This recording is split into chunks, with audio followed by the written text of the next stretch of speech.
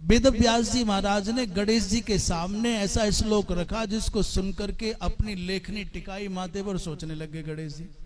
और तब तक अन्य हजारों श्लोक बना डाले व्यास जी ने। वो था युधिष्ठिर से या कन्या और नकुले न विवाहिता, नकुले न विवाहिता और पूजिता सह देवेना सा कन्या वरदा भव।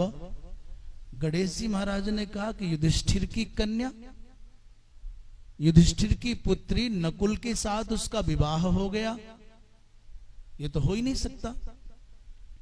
और सहदेव उसकी पूजा करते हैं और उतने पर भी वो कन्या नमस्कृत हो तो सबको वरदान देने वाली हो जाए। मन में बड़ा खटका लगा, ये क्या बोल गए वेद व्यास जी। और जब तक पूछने की मुद्रा आती, पूछते भाई क्या बोला है, तब तक उनको तुरंत लग गया, अरे ये तो किसी और की बात नहीं, मेरी मैया की बात है। गणेश जी महाराज श्लोक का अर्थ लगते ही मगन होकर के, आनंदित होकर के, अर्थ क्या है, बोले युधिष्ठिर शब्द का अर्थ यहां पर धर्मराज युधिष्ठिर नहीं, युधिष्ठिर शब्द का अर्थ है हिमालय।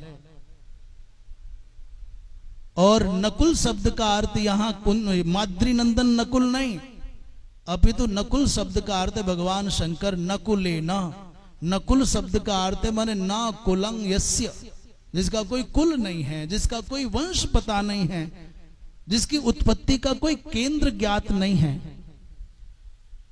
तो नकुला वो कौन, बोले सदाशिव। और तेन सह युधिष्ठिर से कन्या अर्थात पार्वती विवाहिता और पूजिता सहदेवेना। सहदेव शब्द का अर्थ यहां पर सहदेव भी माद्री नंदन नहीं, ये पंच पांडवों में परिगणित सहदेव नहीं, अपितु देवई सह इति सहदेव।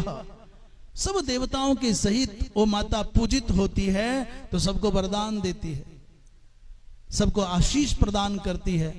गणेश जी महाराज बड़े मन ही मन आनंदित हुए। व्यास जी महाराज की इस रचना चातुरी का सम्मान किया कनखियों से और फिर लिखने लगे।